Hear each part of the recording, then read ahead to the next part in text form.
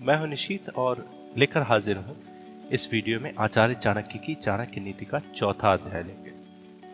पिछले 3 अध्यायों जैसा ही इस अध्याय में भी हम सबसे पहले आपको बताने वाले हैं कि इस अध्याय की खास बातें क्या हैं। इस अध्याय में कौन सी नीतियां हैं जो अत्यंत प्रसिद्ध हैं और जीवन में जिन्हें अपनाकर हम हर बार उसका लाभ ले सकते हैं। तो इस अध्याय में आचार्य चाणक्य बताते हैं कि क्या है जो व्यक्ति को बिना आग के ही जलाती, ऐसा क्या है जो माता के गर्भ में ही तय हो जाता है। जीवन में दुख से झुलसने पर कौन हमें सहारा देते हैं, अच्छी पत्नी कौन होती, कौन सी बातें जीवन में एक बार ही होनी चाहिए और किसके लिए इस दुनिया में सब कुछ उजाड़ है, और अंत में किन बातों पर हमें जीवन में बार बार गौर करना चाहिए। इन सारे प्रश्नों का उत्तर आचार्य चाणक्य की चाणक्य नीति के चौथे अध्याय में दिया गया है। तो इस वीडियो को ध्यान से देखते रहिए, क्योंकि इस वीडियो में इन सारे प्रश्नों का उत्तर आपको मिल जाएगा। तो आइए शुरू करते हैं पहली नीति से, जो ये कहती है कि निम्नलिखित बातें माता के गर्भ में ही तय हो जाती है। क्या है वे बातें? पहला, व्यक्ति कितने साल तक जिएगा। दूसरा, वह किस प्रकार का काम करेगा। तीसरा, उसके पास कितनी संपत्ति या धन दौलत होगी। और चौथा, उसकी मृत्यु कब होगी। दूसरी नीति में आचार्य चाणक्य कहते हैं कि पुत्र, मित्र, सगे संबंधी साधुओं को देखकर दूर भागते हैं, लेकिन जो लोग साधुओं का अनुसरण करते हैं उनमें भक्ति जागृत होती और उनके उस पुण्य से उनका सारा कुल।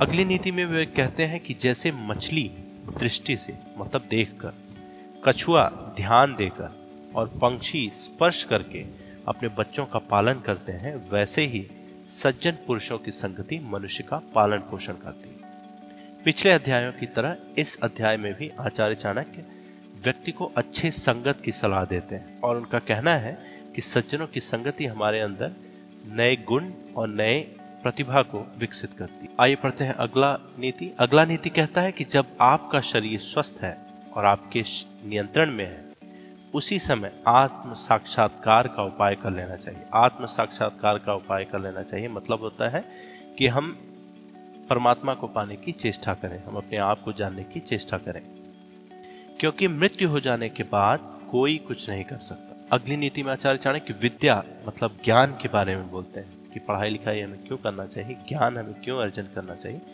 उसकी महत्ता को बताते हैं। वे कहते हैं कि विद्या अर्जन करना एक कामधेनु के समान है। हमने पढ़ा होगा कि कामधेनु एक ऐसी गाय है जो हमें मन वांछित मतलब जो भी हम चाहें वो हमें दे सकती है। तो उसी बात को कहते हैं कि विद्या अर्जन करना एक कामधेनु के समान है जो हर मौसम में हमें अमृत प्रदान करती है। वह विदेश में माता के समान रक्षक एवं हितकारी है, इसलिए विद्या को एक गुप्त धन कहा गया है। अगली नीति में वे अच्छे गुणी पुत्र के बारे में बताते हैं। वे कहते हैं कि सैकड़ों गुण रहित पुत्रों से अच्छा एक गुणी पुत्र है, क्योंकि एक चंद्रमा ही रात्रि के अंधकार को भगा देता है। असंख्य तारे यह काम नहीं कर पाते।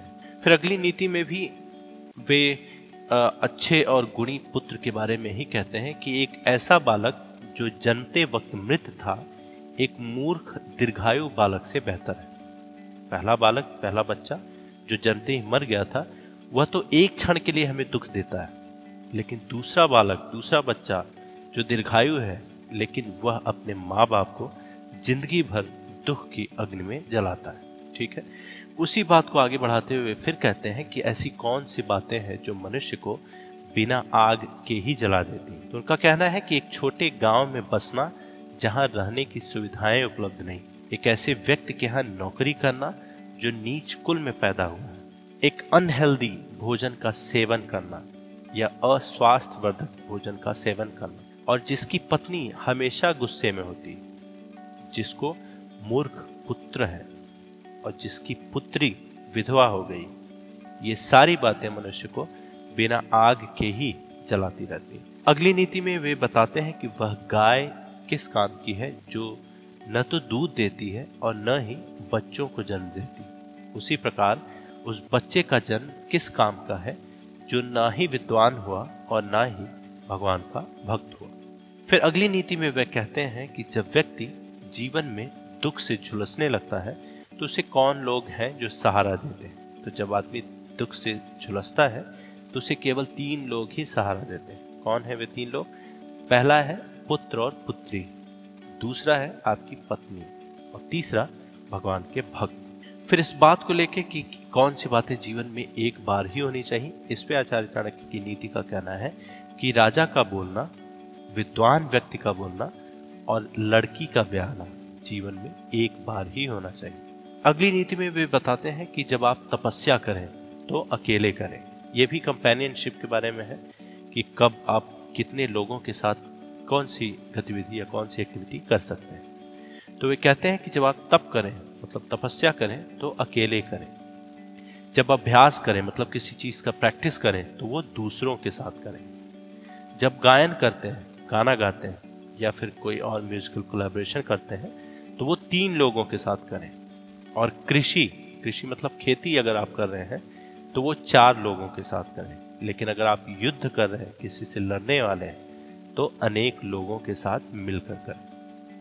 पत्नी के ऊपर आचार्य चाणक्य कहते हैं कि वही पत्नी अच्छी है जो शुचिपूर्ण है, शुद्ध है, पारंगत है और पति को प्रसन्न करने वाली और सत्यवादी है, जो झूठ नहीं बोलती। अगली नीति में बताते हैं कि ऐसा कौन सा व्यक्ति है जिसके लिए यह धरती उजाड़ है।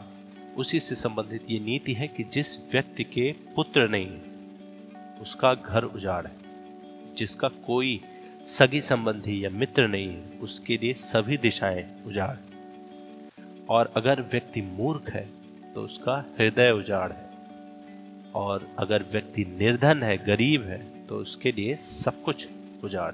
अगली नीति भी बताती है कि जिस आध्यात्मिक सीख का आचरण नहीं किया जा सकता है वह जहर है। जिसका पेट खराब है उसके लिए भोजन जहर है। निर्धन व्यक्ति मतलब गरीब व्यक्ति के लिए लोगों का किसी सामाजिक या व्यक्तिगत कार्यक्रम में एकत्र होना जहर है। अगली नीति में आचार्य चाणक्य बताते हैं कि कैसे लोगों से या किन लोगों से दूर रहें। तो वो कहते हैं कि जिस व्यक्ति के पास धर्म या दया नहीं है उससे दूर रहो। जिस गुरु के पास आध्यात्मिक ज्ञान नहीं है उससे भी दूर रहिए, और जिस पत्नी के चेहरे पर हरदम घृणा है उससे भी दूर रहिए, और जिन रिश्तेदारों के पास प्रेम नहीं है उनसे भी दूर रहिए।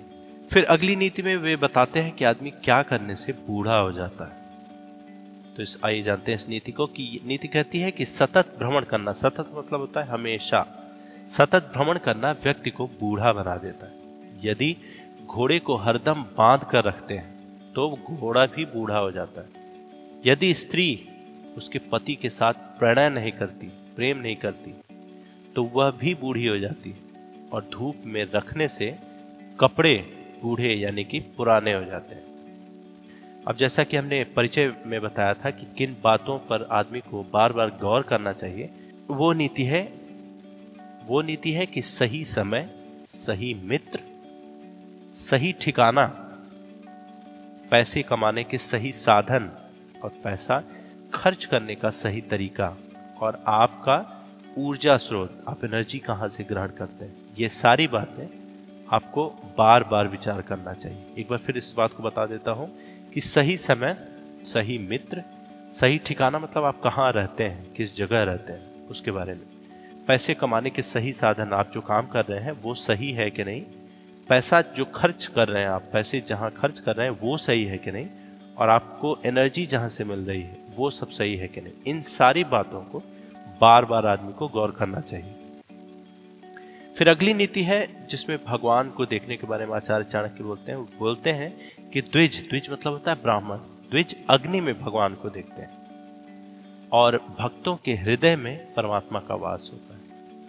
जो अल्पमती अर्थात जो मूर्ख लोग होते हैं वो मूर्ति में भगवान को देखते हैं, लेकिन जो बड़ा विजन रखते हैं, जो व्यापक दृष्टि रखने वाले लोग हैं, वो ये जानते हैं कि भगवान सर्वव्यापी है, वो हर जगह है। तो इस नीति के साथ आचार्य चाणक्य की चाणक्य नीति का चौथा अध्याय समाप्त होता है। पहले 3 वीडियोस जिनमें हमने पहले, दूसरे और तीसरे अध्याय को कवर किया है वो भी हमने अपने चैनल पर प्रकाशित किया था, पोस्ट किया था, जिसे आप देख सकते हैं। उसका लिंक हम इस वीडियो के डिस्क्रिप्शन में डाल देंगे ताकि आपको खोजने में आसानी हो। ये वीडियो हमको कैसा लगा हमें ज़रूर बताएं। इस चैनल पे आप और क्या देखना चाहेंगे ये भी हमें बताएं, ताकि हम अच्छे से अच्छे वीडियोज़ आपके लिए लेकर आ सकें। धन्यवाद।